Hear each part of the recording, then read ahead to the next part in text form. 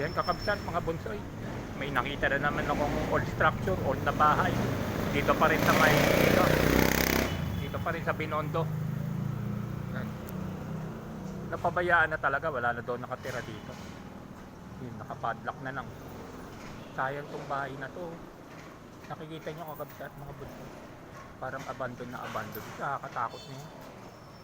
No? Sa gabi siguro pa nakakatulog ka dyan. Wala. Takot siguro. Wala na eh. Kala ko nga ito yung ancestral ng mga Luna, hindi pa pala daw. Yun actually yung talagang target ko, yung ancestral ng mga Luna. Bago tayo pupunta sa Binondo Church. Kasi ang huli kong Binondo Church talaga. Bago tayo uwi. Wala namang ancestral ngayon, wala. Hindi ka naman makapasok eh.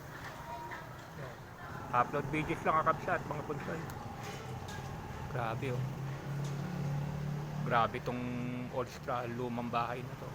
Napabayaan na talaga, sayang lang. So, actually isa nga na-renovate na eh. Pero pagdating dito talagang na-maintain yung structure talaga. Sige kakabsat mga punsoy, pupunta na tayo doon sa ancestral ni Luna. Doon saan siya pinanganak ni Antonio Luna. Bye bye.